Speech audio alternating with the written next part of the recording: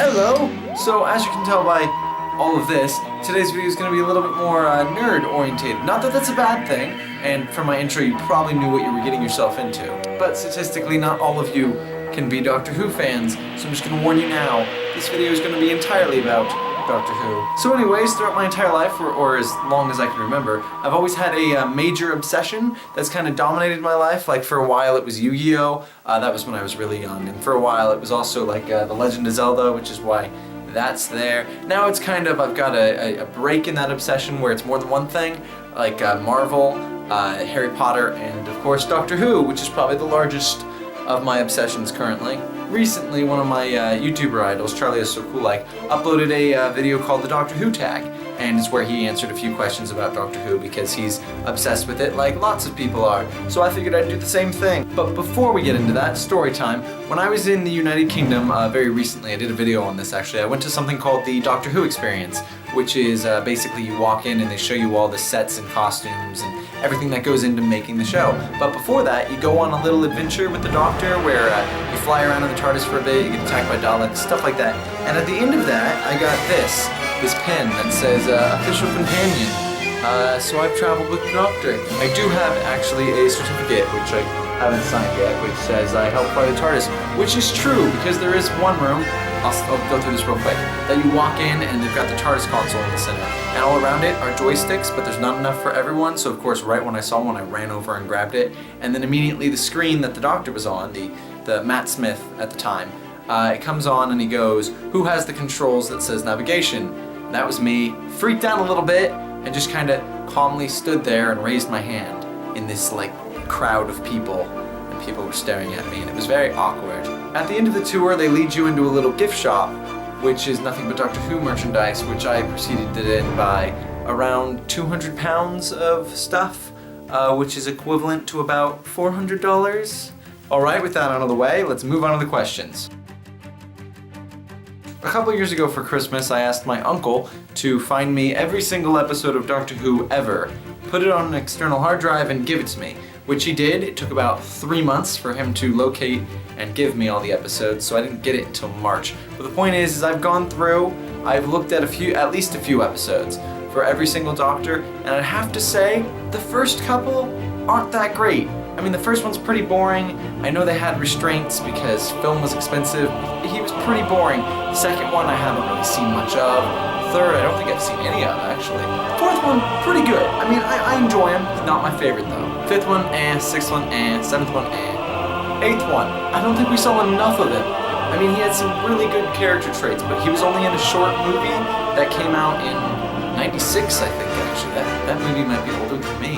Number 9, Christopher Eccleston, the first Doctor I ever watched, was pretty good, and I enjoyed him. He gave most people a kickoff into the series, so that's why a lot of people enjoy him. Except he didn't spend enough time on screen. He only had the one series, honestly. Number 10, David Tennant. Like a lot of people, he was my favorite for a very, very long time. But I feel like Matt Smith, since there was more episodes of him recently, or maybe because I had to wait a longer period of time for his episodes, because when I came in, all David Tennant's run had finished and Matt Smith had just begun. So I think I kind of like David Tennant a little bit less in the end than Matt Smith, but they had very similar personalities, so that's not really saying much. Of course, I'm not counting John Hurt, although I do consider him a valid Doctor and he was pretty good, but I feel like he has an almost identical personality to that of Peter Capaldi, if not a little bit less grumpy. Because if I had to pick a favorite, I'd say Peter Capaldi, number 12, depending on how you count it.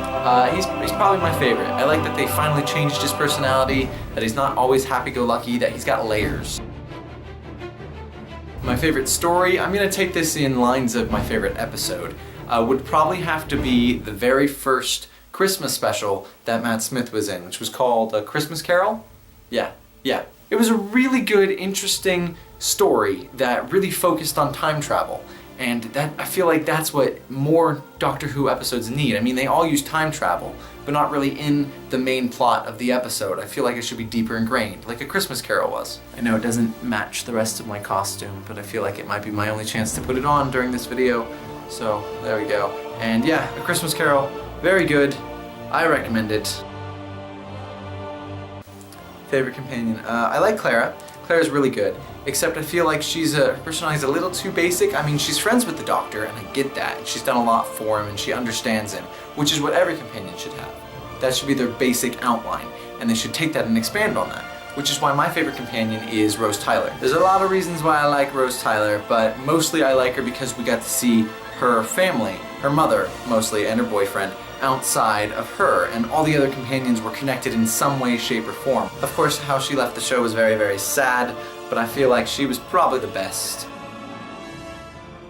The first story I ever watched was just the first episode of the new series, the first episode with Christopher Eccleston, which was, I think, called just Rose, which wasn't that great. In fact, I already had, because a lot of people had told me about the show, so I had pretty high expectations for it.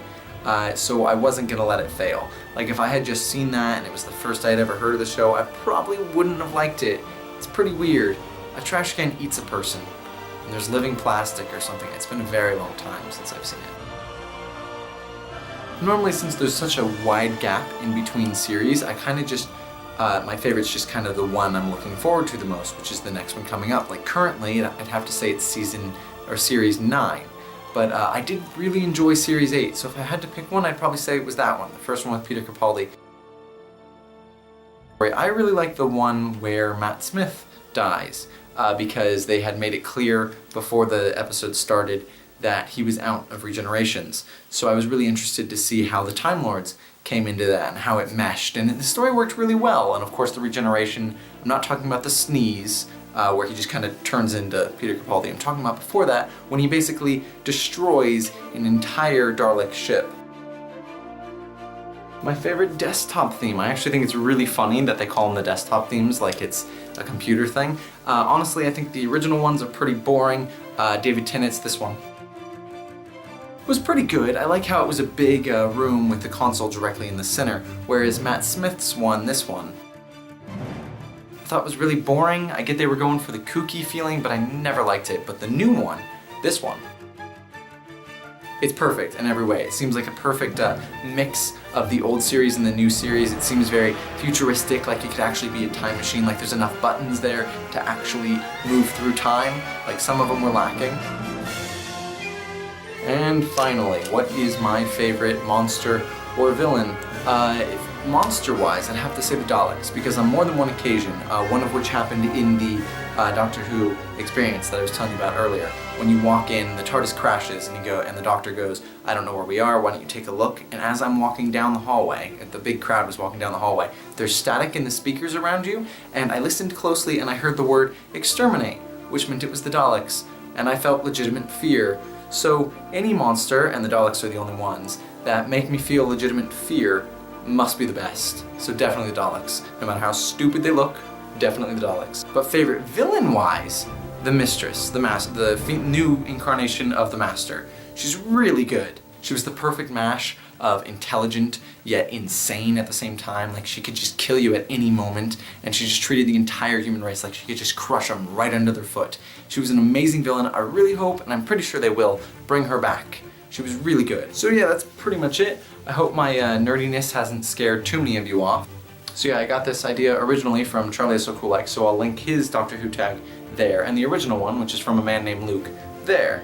So you can click on either of those if you want to see those. Also, since it is a tag video, I have to tag some people. I'm only going to tag one person, and that's Jade Hallett, because I know she loves Doctor Who almost as much as me, probably not as much. But also, all of you. Every single one of you. So yes, all of you, don't wait to be tagged. I obviously didn't. Go do this video. It's a great way to express how nerdy you are. Alright, I think that's pretty much it. If you enjoyed, remember to leave a like. And if this is your first time finding my channel, why not tell a friend? I'm pretty sure they'd enjoy it, and it would really help me out. So I think that's pretty much it. Remember to like, favorite, and subscribe. Till then, bye!